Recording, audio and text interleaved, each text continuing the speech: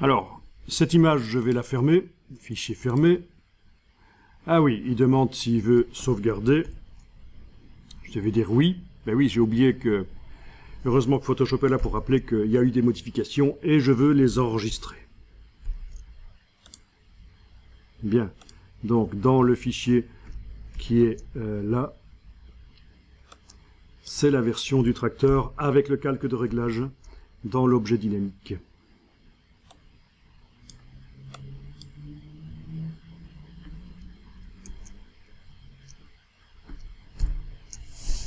Alors ici, on va créer une nouvelle image, fichier nouveau.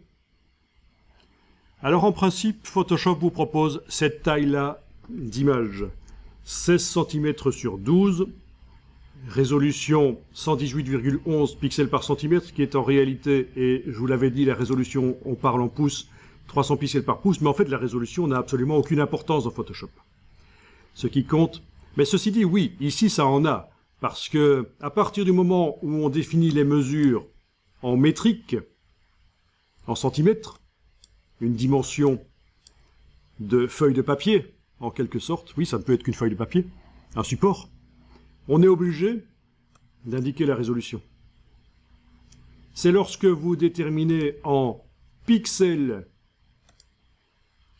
les dimensions de l'image, que la résolution, à ce moment-là, n'a plus aucune importance. Et ça se gérera par la suite dans le logiciel de mise en page, la densité des pixels, la résolution. Vous comprenez la logique? Quand je dis que la résolution n'a aucune importance ici, qu'on pourrait mettre n'importe quoi, c'est faux. C'est faux à partir du moment où j'ai défini la dimension du canevas en centimètres. Si je définis en pixels la dimension du canevas, je me libère de cette question de la densité de pixels au moment où j'imprime. C'est un problème que je réglerai plus tard.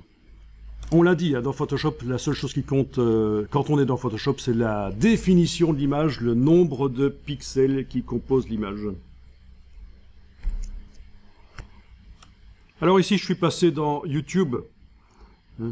Parce que je sens que c'est le moment d'aller jouer Born to be Alive pour mettre un peu l'ambiance. Non, je rigole. C'est pour autre chose. C'est pour vous montrer ceci. Idico TV. Ça, c'est une chaîne éducative extrêmement intéressante qui vous donne les bases à propos des images numériques avec des schémas en 3D, en pseudo 3D en fait. Il vous explique ce que sont les voilà, les différentes dimensions de l'image, par exemple. Voilà, ça, ce qu'on voit en dessous ici, c'est justement une vidéo très intéressante, parce qu'il faut absolument comprendre ça. Donc, dimension de l'image. Alors, quand on parle de dimension de l'image, on parle de différentes choses, en fait. Ça peut être soit la taille du format de fichier, ça peut être la taille en centimètres, ça peut être le nombre de pixels en hauteur et en largeur, la définition, ça peut être la résolution. Tout ça, c'est ce qu'on appelle la taille de l'image, les dimensions de l'image. Ici, j'ai parlé de la taille du fichier, eux n'en parlent pas ici, mais c'est une quatrième manière de... Voilà, d'interpréter ce terme, dimension de l'image, taille de l'image, poids de l'image. Voilà. Sous ces termes, dimension, taille, poids de l'image, vous avez soit le fichier, on parle du fichier, soit on parle des dimensions en centimètres, soit on parle des dimensions en pixels, soit on parle de la résolution. Et... voilà, c'est extrêmement intéressant. Moi, personnellement, quand j'ai commencé en infographie, il n'y avait pas Internet, en fait. Hein. À l'époque, enfin, si, il y avait Internet, mais c'était vraiment extrêmement peu répandu. Enfin, pour tout vous dire, il y avait même... On parlait d'une entreprise dans Bruxelles, une entreprise qui avait un truc assez génial. On pouvait aller poser... n'importe quelle question et on avait une réponse. Et en fait, c'était Internet. C'est juste une boîte qui avait Internet avant tout le monde. Et voilà, c'est pour vous dire, quand j'ai commencé, il n'y avait pas Internet, vraiment c'était peu connu, et on recevait des magazines avec des CD et plein d'informations. Et sur ces CD, je suis tombé, en tant que débutant, sur ce genre de choses, les bases de l'infographie, vraiment comprendre la grammaire en quelque sorte des images numériques, et ça m'a vraiment beaucoup aidé à comprendre. Et donc c'est pour ça que je vous conseille. Et maintenant évidemment on est voilà, c'est une vidéo qui date de 2012, mais elle est encore tout à fait d'actualité, et vous avez accès à énormément d'informations d'une manière incroyable. Donc je vous conseille vraiment cette chaîne-là en fait, Illico TV. Ils vont vous parler aussi de la profondeur de pixels, qui est encore autre chose, profondeur de l'image, voilà. Alors, si vous êtes photographe, peut-être que vous connaissez la profondeur de pixels, la différence entre les images 8 bits, 16 bits, 32 bits. Donc, c'est le nombre de nuances, en fait. Et ça, c'est aussi, ça s'ajoute aux autres notions vues précédemment de définition et résolution. C'est encore quelque chose à part, la profondeur de l'image. Voilà. Extrêmement intéressant tout ça.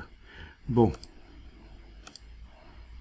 Donc nous sommes avec une image de 1890 sur 1417 pixels, horizontale. On va prendre ça, dans un premier temps, c'est la chose basique de Photoshop, ce qu'il propose. Et espace de travail, ah oui, ça c'est intéressant d'en parler aussi, d'amener un peu. Le profil couleur de cette image sera du sRGB. Le matériel sRGB, c'est le matériel bas de gamme pour faire de la bureautique. Quand on achète un moniteur bas de gamme, c'est un moniteur aux normes sRGB. Et Photoshop, si on ne modifie pas le fonctionnement de Photoshop, il crée des images prévues pour ce matériel. Et ça, on va en reparler parce que c'est important. Ça veut dire que si vous achetez un moniteur bien cher pour afficher beaucoup mieux les images qu'un moniteur de bureautique, si vous ne modifiez pas le comportement de Photoshop, chaque fois que vous créez une image dans Photoshop, dans la fenêtre de l'image, c'est une simulation d'un moniteur bas de gamme. Donc votre moniteur haut de gamme ne vous sert à rien. Vous ne profitez pas, vous ne pouvez pas mettre des couleurs plus vives que ce qu'un moniteur de bureautique peut afficher. Et ça, c'est au moment où Adobe a implanté les profils couleurs dans ces logiciels, ça a commencé à discuter partout chez les professionnels. Et on a dit attention, maintenant quand on crée une image dans Photoshop, elle est prévue pour du matériel sRGB. C'est pour le web en fait. Ceux qui font du web font des images aux normes sRGB, comme ça s'affiche bien chez Monsieur Tout le Monde. On considère que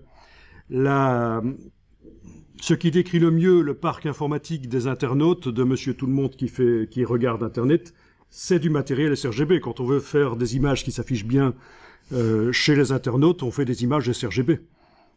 Mais les professionnels de la photo et du graphisme, ils ont des sorties finales. C'est pas un moniteur de bureautique. Le but, c'est de sortir sur du jet d'encre hyper performant. Le but, c'est d'afficher ça sur des télévisions, éventuellement sur du matériel plus performant qu'un moniteur bas de gamme. Donc il faut modifier ça. On y reviendra. Mais déjà, vous êtes un peu sensibilisé au fait que il faut se méfier de la manière dont ce que Photoshop vous propose comme type d'image au départ. Et on verra qu'il vaut mieux faire des images vers un profil différent, notamment le Adobe RGB, mais ce n'est plus actuellement la seule norme professionnelle. Voilà. Parce que, en fait, au plus votre moniteur peut afficher de couleurs différentes et des couleurs vives, au plus c'est facile d'être créatif. Au moins, votre moniteur peut afficher de couleurs, au plus c'est difficile. Je veux dire, s'il affiche peu de couleurs, si c'est terne, si les verts et les orangés sont pas vifs, ça va être très difficile de faire des belles images. Donc c'est super important d'avoir un bon moniteur et de régler les logiciels Adobe pour qu'ils permettent de créer des images pour votre bon moniteur. Alors ici, je viens de taper le nom d'un photographe, Arnaud Frisch, et lui, il a plusieurs choses, notamment il fait des tests d'écran. Donc je tape Arnaud Frisch test écran. Vous n'êtes pas obligé d'y aller, je vous le montre ici. Et alors, je vous en ai parlé hier, ce qui est intéressant avec lui, c'est que il teste régulièrement les nouveaux écrans qui sortent. Il teste les marques haut de gamme, comme Eizo notamment, voilà, un moniteur pour les professionnels. Il y a d'autres, 3-4 autres marques pour professionnels.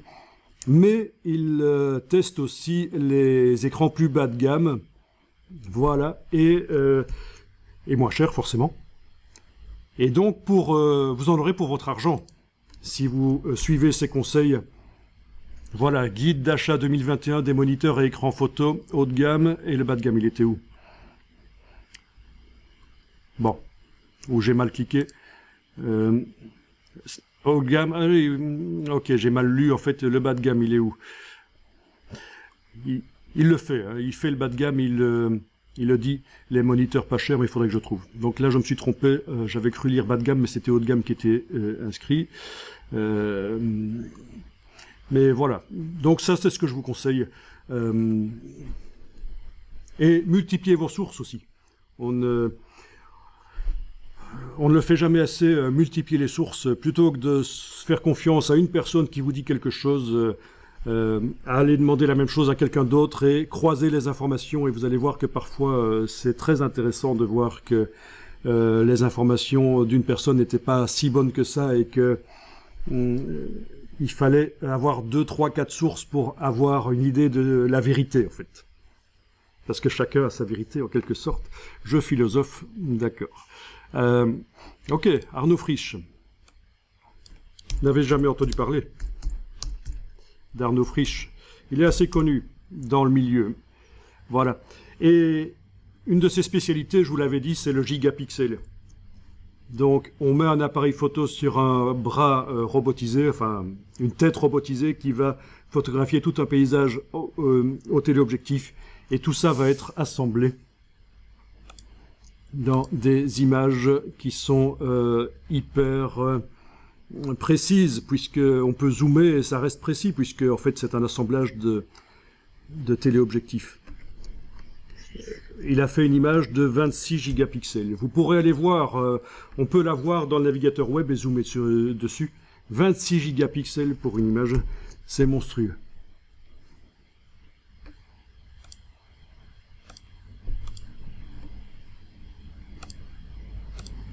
Alors, allons-y, cliquons sur Créer, et voilà l'image. Par la suite, on ira utiliser une vraie image pour mettre notre tracteur, mais dans un premier temps, je voudrais faire un peu une image infographique rapidement, vite fait. Touche F sur le Mac pour passer plein écran. Je zoome en arrière pour voir l'image.